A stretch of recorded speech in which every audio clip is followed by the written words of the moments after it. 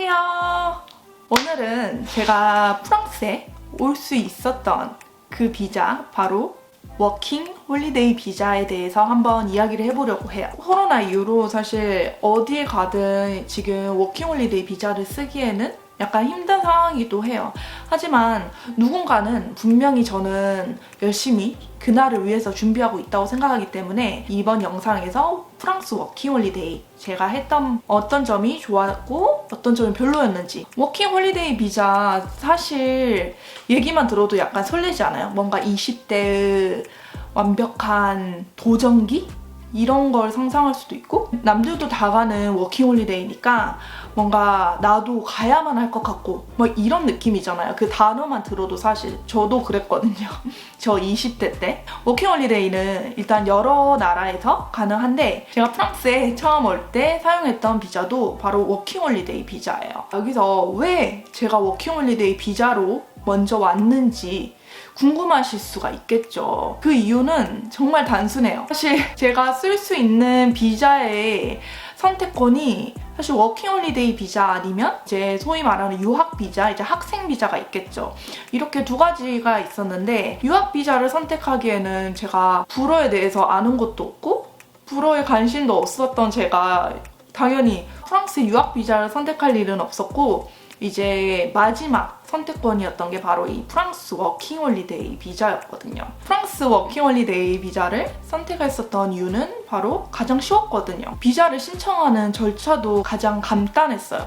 다른 비자와 다르게 프랑스 워킹 비자는 나가서 살 수 있는, 프랑스에 가서 살 수 있는 어느 정도의 자본금만 있으면 되고, 일단 또 만 30세 미만이면 됐었기 때문에, 또 하필 그때 제가 워킹 홀리데이 비자를 신청할 때 그때 제가 만으로 딱 30이었던 것 같아요. 그때 이제 마지막 약간 마지노선 워킹 홀리데이 신청한다는 마음가짐에서 신청하기도 했었고요. 제가 프랑스 워홀 비자를 드디어 신청해서 받아서 프랑스에 도착해서 프랑스 워홀 비자로 제가 했던 일은, 제가 가진 경력이 호텔업이었기 때문에 호텔 조식 서비스에서 일하기도 했었고 카페 바리스타로도 일을 할 수 있었어요. 참 이 두 가지로 따지면 많은 일을 한 건 아니라고 봐요. 제가 프랑스 워홀 비자를 1년 써본 결과 프랑스 워홀 비자의 장점을 한번 이야기해보자면, 첫 번째는 비자를 선택해서 그 나라로 갈 수 있는 가장 쉬운 비자 같아요. 준비하는 과정도 의외로 간단하고 어느 정도 자본금 증명만 가능하고 나이 만 30세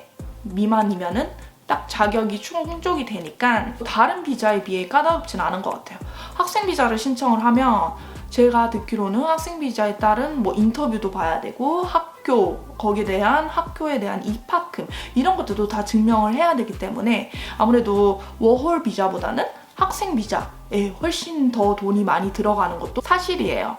그런 기준으로 봤을 때 워홀 비자가 훨씬 준비하기에 간단한 거죠. 두 번째로는 1년 딱 워홀 비자는 연장을 할 수도 없어요. 딱 1년 동안 가능한 비자이기 때문에 그 비자를 받은 순간부터 이 비자를 1년 동안 딱 쓸 수 있거든요. 1년이라는 시간을 자기 자신한테 허락해주면서 내가 이 나라에 가서 1년 동안의 시간을 어떻게 쓰느냐 이제 자기가 정할 수 있고 계획을 할 수 있는 거죠. 그 1년이라는 시간에서.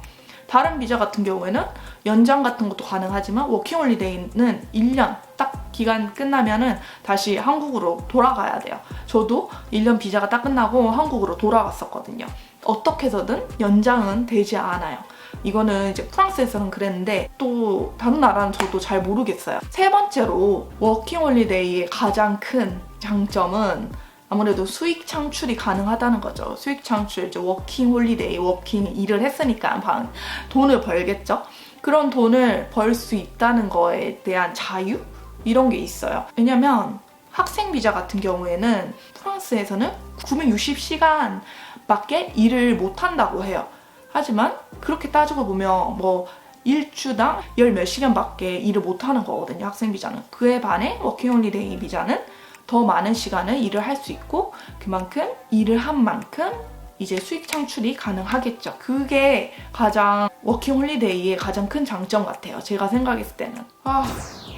물론 장점만 있을 수는 없겠죠. 단점도 있어요. 프랑스 워킹 홀리데이 단점으로 제가 뽑았을 때는 일단 프랑스에 외국인이 정말 많아요. 외국인이 많다는 게 이민자도 많고 외국인도 많기 때문에 이렇게 저 같은 불어를 특히나 못하는 외국인이 프랑스에 와서 일을 찾는 거는 너무너무 힘들어요. 소위 말하는 스리리 잡으로 갈 수도 있겠죠. 하지만 저는 그래도 일을 하면서 불어를 쓸 수 있는 일을 구하고 싶었기 때문에 불어를 쓸 수 있는 일을 구하려고 했는데 정말 그런 일을 구하는 게 정말 어려웠던 것 같아요. 지금도 생각해도 그때는 정말 제가 어떻게 그렇게 일을 구하려고 악착같이 막 찾아다녔는지 저도 지금 생각해보니까 좀 신기하기도 해요. 어떻게 했는지. 역시 처음에 뭘 모르면 다 가능한 것도 있는 것 같아요. 외국에서 살다 보면 안 아프면 너무 좋은데 가끔 어떻게 뭐 환경이 바뀌고 생활이 바뀌면서 몸도 바뀔 수도 있잖아요.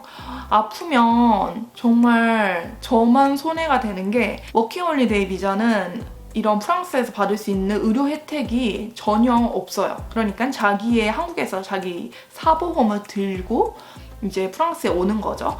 그렇기 때문에 이제 프랑스에서 기본적으로 의료 혜택 같은 게 많은데 그런 혜택을 절대 1도 받을 수 없어요. 그런 혜택을 1도 받지 못하면 굉장히 병원에 갔을 때 돈을 굉장히 많이 지불하게 돼요. 어느 병원에 어느 스페셜리스트를 만나냐에 따라서 다를 수는 있는데 금액도 천차만별이거든요. 그래도 기본 8만 원, 10만 원 한 번 보는데 한 번 그냥 말하고 이제 뭔가 제가 아픔이 있다고 말하는데 거기에다가 약값도 내야 되고 그러니까 돈이 많이 들어가는 거겠죠.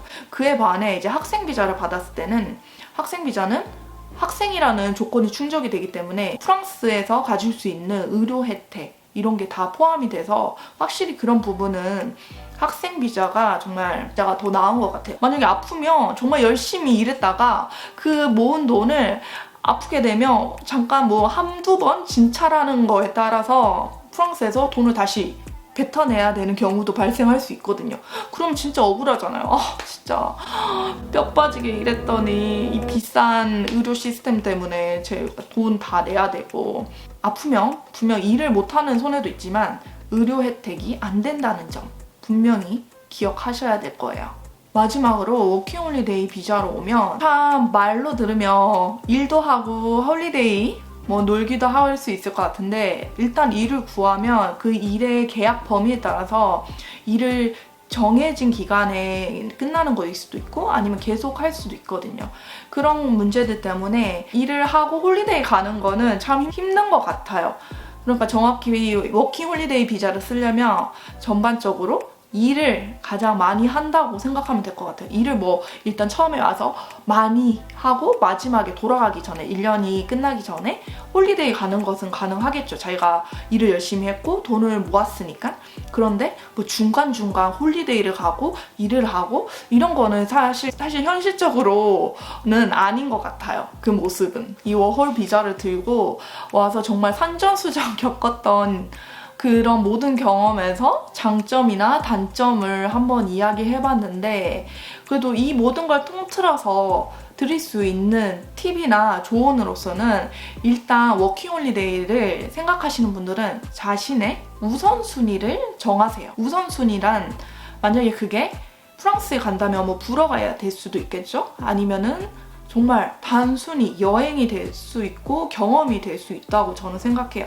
정말 불어를 향상시키고 증진시키려면 제가 봤을 때 확실히 학생 비자를 써서 빡세게 학업을 하고 그만큼 학생 비자에 대한 혜택도 받으면서 프랑스에 가는 거를 추천하고 그게 아니라 경험이나 약간의 돈도 벌고 1년의 시간을 나에게 선사하겠다라는 마음이라면 워홀 비자를 가는 거를 전 추천해요. 대신 워홀 비자를 가는 분들이라면 어느 정도 불어 공부를 해서 가시는 거를 정말 추천드려요.